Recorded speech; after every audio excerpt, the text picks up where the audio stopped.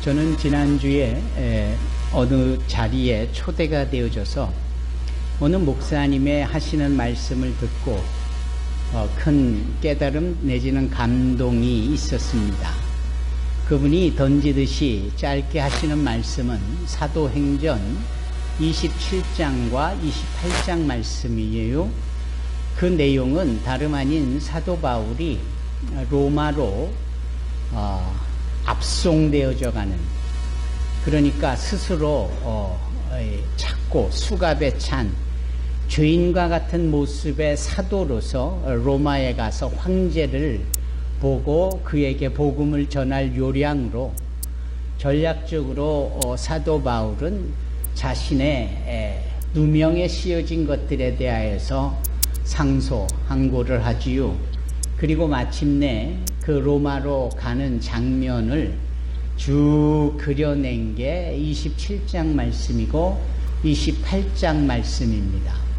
그런데 아닌 게 아니라 그 목사님의 말씀과 또 그 사도행전 27장 28장의 내용의 흐름을 이렇게 보니까 그렇게 몇 줄로도 표현이 가능할 수 있는 것을 너무 상세하게 그려놓으신 겁니다. 예를 들면 유라굴로라는 큰 광풍이 있는 이런 사실적 묘사라든지 그런 일들이 실제적으로 있기까지 토론과 더불어 의견들의 나눔이 또 묵살되어짐이, 그리고 거기에 그 배에 많은 사람들이 태워지고 상인도 있었고 사도 바울과 같은 죄인이라고 여겨지는 분도 있었고 또 그들을 보호할 요량으로 함께하는 로마의 군사들도 있었고 그 숫자를 276명이다 이렇게 정확하게 표현하고 있는데, 이 과정이 너무 스펙타클한 겁니다.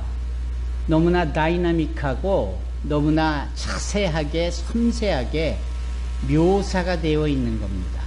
어찌 보면 인간적 연출이라기보다 하나님께서 보여주시고자 하는 특별한 역사를 그곳에 말씀 속에 잘 담아 놓았는데, 왜 그 사건을 그렇게 한 문장 또 한 장 또 두 장에 걸쳐서 그렇게 방대하게 표현해내야만 했을까 하는 점에서 요지가 무엇이었느냐면 그 276명의 사람을 구원하시려는, 즉 그 배에 타고 사지를 오고 가며 죽을 뻔한 상황에서 결국은 사도 바울 한 사람 때문에 다 살아나게 되는, 머리털 하나까지도 절대로 상함 없이 다 구원받은 이 내용을 그 말씀에서 기록하고 있는데, 결국은 이 저자인 루가가 말하고자 하는 것은 한 사람 한 사람의 주님 앞에서의 맡겨진 사역을 감당하는 것도 감당하는 것이지만 그 주변 사람들에게 선한 영향력을 끼치는 이것, 그래서 그 주변 사람들이 누군지 그 이름을 다 담아낼 수는 없어도 정확한 숫자 276명이라고 표현하면서 한 사람도 빠짐없이 다 예수를 믿는 계기, 기회를 주어지는 이 자체가 사도행전이 아니겠느냐. 이 자체가 우리 믿는 자들이 마땅히 살아가면서 행하여야 될 일들이 아니겠느냐라는 말씀입니다. 그런 것 같아요. 그렇죠. 참 중요한 겁니다. 이 말씀을 드리는 이유는 우리가 예배당을 나가는 순간부터 소위 세상에서의 빛과 소금의 역할을 감당하는 즈음에 이런 차원의 직접적으로 또는 간접적으로 주의 말씀을 통하여 깨달음을 얻고 주의 말씀을 통하여 우리의 정체성, 자아 실현을 이루어가는 일들이 있어야 하겠다라는 겁니다. 누구를 꼭 비하하려고 하는 마음은 추호도 없는데, 느닷없이 어느 스님이 소위 소신공양이라고 해서 불을 내고 스스로 목숨을 던지고 그걸 대단히 종교적인 의미를 부여하는 일이 있었습니다. 과연 그럴까요? 어느 누구는, 즉 사도 바울은 끝까지 살아서 자기로 인하여 그 마지막 순간까지도 276명에게 살아계신 하나님을 나타내고 있는 반면, 누구는 유서를 통하여서 자신이 그렇게 세상을 떠나야 하는데 라고 하면서 뭔가 뚜렷한 목적이나 취지도 불분명하고 주변의 피해와 이해할 수 없는 상황을 만들고, 또 유서의 제자들이 4명의 이름을 거론하면서 2억씩 출연을 해서 불태워버린 남자를 다시 세우라는 등 대단히 비효율적인 모습을 보면서 참 다르다라는 생각을 가져봤습니다. 우리 믿는 성도들이 이렇게 삶 속에서 하나님의 말씀에 대한 깨달음, 그때그때마다 가슴에 와닿는 주님의 말씀하심에 대하여서 가장 손쉽게 적용할 수 있는 부분은 어떤 부분이냐? 주님 주일날 하나님께서 주신 말씀을 자꾸 반추해 보는 겁니다. 되새겨 보는 겁니다. 곱씹어 보는 겁니다.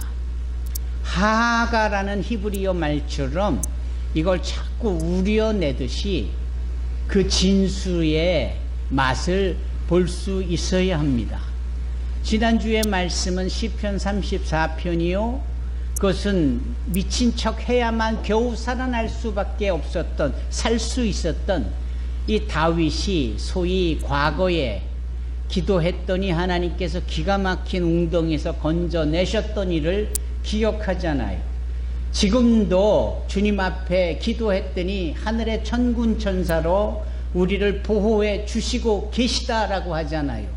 그렇기 때문에 나는 다윗은 앞으로도 무엇이든 좋은 것을 구할 때마다 하나님께서 주실 것에 대하여 믿어 의심치 않는다 하며 과거와 현재와 미래에 대하여서 분명하고 또렷한 자기의 신앙과 믿음을 주님 앞에 내어놓습니다.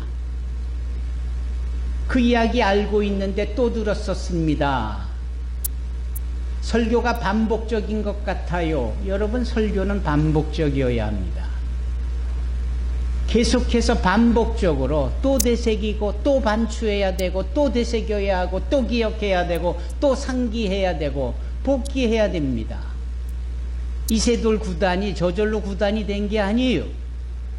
그는 바둑을 두면 항상 그 둔 바둑을 복기한다잖아요. 기억하고 또 기억하고, 그때 다른 수를 뒀으면 어떻게 됐을까? 끊임없이 생각하고 적용해보는 이것이 최고의 그런 명사가 될 수 있게 했다라는 거 아닙니까? 하나님의 말씀을 되새겨보는 건 너무나 중요한 겁니다. 시기적으로 연말의 즈음하에서 지난 한 해 동안에 펼쳐졌던 여러 가지 일들 속에서 하나님이 어떻게 역사하셨고 인도해 주셨는지를 기억해내는 것 필요합니다. 지금 내가 직면하고 지금 내가 맞닥뜨려져 있는 상황을 하나님께서 어떻게 보호하시고 인도하시는지를 확인하는 것 정말 중요한 겁니다. 이 두 가지가 가능하면 내일이 앞으로 있을 일들이 걱정이 안 되는 거예요. 근심이 되지 않습니다. 설령 젊은 사자가 굶주려 힘든다라고 여겨져도 여호와를 앙망하고요, 그렇게 하나님께서 책임주신다라는 것을 믿는 자들은 모든 좋은 것을 다 받아 누리게 됩니다. 이게 신앙의 능력이고 이게 크리스찬들이 누릴 수 있는 특권인 거예요. 지나온 과거의 모든 삶이 하나님의 은혜로 점철되어졌지만 또 이면에는 지나온 우리의 삶이 얼마나 부끄럽고 수치스럽고 반복적인 감정에 치우친 본능적으로 행한 그 모습이겠느냐고요. 그것을 믿음이라는 단어로 우리는 다 해결할 수 있다라고 말합니다. 그러므로 그리스도 예수 안에서는 결코 정죄함이 없느니라. 바로 이렇게 지나온 나날들에 우리의 내세울 만한 것이 아무것도 없지만 주 예수를 믿음으로 지나온 삶의 모든 마이너스적인 요소를 하나님께서 회복시켜 주시고 아무 문제 없듯이 그렇게 당신의 은혜로 우리의 모든 부끄러움을 다 감춰주십니다. 또한 우리 앞에 있어질 모든 일들, 불안한 막연한 불확실한 미래에 인하여서 염려와 근심이 있을지라도 여러분 소망의 하나님을 믿는다면, 거꾸로 우리의 삶에 소망을 부여한다면 그 앞으로 있을 일에 대하여서도 우리가 충분히 그 소망으로 인하여서 기뻐할 수 있고 두려움 없이 오히려 기대할 수 있는 겁니다. 그리고 오늘 지금 이 시간에 불편할 수 있는 우리의 곤고한 이 심령을 채울 수 있는 그 주님의 사랑, 그 사랑이 우리와 연계되어진다는 사실을 우리가 고백할 때 지금의 이 시간도 복되며 기쁘며 감사가 넘치게 되어지는 겁니다. 그래서 일찍이 사도 바울은 믿음, 소망, 사랑은 항상 있을진데 그 중에 제일은 지금 이 시간 필요하고 요구되고 적용되어야 될 사랑, 그 요한일서 4장 2절에 그 사랑이 바로 하나님이라는 사실, 그리고 그 하나님은 우리를 그토록 사랑하셨기에 그 아들 독생하신 예수를 우리 가운데 보내주심으로 누구든지 저를 믿는 자마다 멸망하지 않고 영생을 얻는 역사를 펼쳐주시지요. 그 위대한 주님의 사랑의 결과물은, 선물은 바로 우리 주 예수 그리스도의 성탄입니다. 이 12월 우리가 맞이하는 이 성탄의 절기에 이 성탄은 그런 점에서 하나님의 선물로 벅찬 감동과 기쁨이 있는 거예요. 누군가에게 선물을 받는 그 자체가 얼마나 기쁜 일입니까? 그런데 하나님께서 이 선물을 우리에게 주셨다. 이게 어디 보통 일이냐 말입니다. 여러분, 제가 이미 말씀을 드렸지만 한 번만 더 말씀을 더 드려본다면 일본 사람들은 대단히 진중합니다. 오죽하면 그들과 비교해 볼 때 우리는 후루룩 끌어올렸다가 쉬 식어버리는 냄비 근성을 지닌 사람이라고 말을 하겠어요. 우리를 비하하고 그들을 존대하려는 그런 의도는 없습니다. 그냥 있는 그대로, 그냥 아는 바대로 말씀을 드리려고 하니까 오해하지 마시고 들으십시오.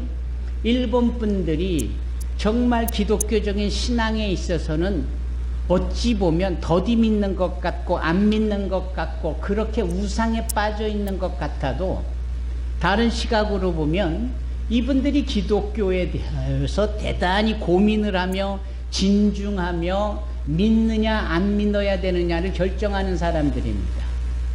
그 근거가 뭐냐면 그들에게는 이런 것이 있다라는 거예요. 예수를 믿고 그분을 통하여 구원을 얻는 것만큼 더 귀하고 좋은 일이 어디 있겠습니까? 왜냐하면 그 예수님을 하나님께서 선물로 주셨으니 말입니다. 그런데 우리 일본 사람들은요, 누군가에게 값진 선물을 받으면 반드시 그 선물에 준하는 정도의 또 다른 선물을 내가 준비하고 만들어서 언젠가는 나에게 선물을 줬던 그 사람에게 되돌려줘야 되는데, 내가 하나님으로부터 예수라는 구원자를 선물로 받았는데 그 예수님이 얼마나 완전하시고 위대하시며 하나님의 아들이신지 내 평생을 두고두고 준비해도 그 가치 있는 것을 따로 만들어 하나님 앞에 되돌려 줄 수가 없으니, 아예 이 자신 없고 되지 않을 이 일들에 대해서 우리는 아예 예수를 믿기를 거절하고 하나님이 주신 선물을 받기를 사양하는 겁니다. 라는 고백을 하는 겁니다. 그러면 참 어리석다라고 툭 얘기할 수 있겠지만, 좀 다른 차원에서 보면 참 진지하다. 정말 그 가치를 이 정도로 정확하게 알고 그것에 대하여서 이러한 태도를 보이는구나.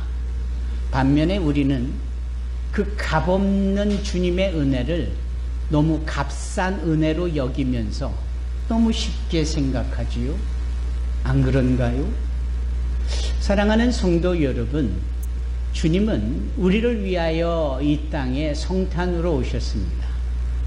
윌리엄 바클레이라는 저 스코틀랜드 에딘버러의 신학대학교 총장을 지내셨던, 저는 그분의 주석책을 잘 보고 늘 은혜를 받는데요. 이제 그분에 따르면 예수님의 이 땅에 오심에 대하여서 본인의 벅찬 감동을 이렇게 표현을 합니다. 세상에는 한 생명이 있기까지 하나님이 펼쳐놓으신 순리대로 주어지는 생명이 있는가 하면 정확하게 세 가지 형태의 하나님이 직접 행하신 기적의 생명의 탄생이 있다. 그 첫째가 아담이요. 아무도 없는 가운데 흙으로 당신의 형상을 따라 지으시고 그 코에 생기를 부어주셔서 생명이 되게 하신 그 존재, 하나님의 기적의 걸작품이다. 둘째의 기적의 생명은 그 아담의 갈비뼈를 취하여 그걸 근본 삼아 혼자 있는 그 독초하는 아담이 좋지 아니해 보이므로 그에게 돕는 배풀이 되어지는 하와를 하나님께서 창조하신 이것이 둘째로 하나님이 행하신 기적의 생명이다. 세 번째, 이것이 정말 중요한데 이 위대한 기적의 생명이 바로 예수 그리스도의 성탄이다.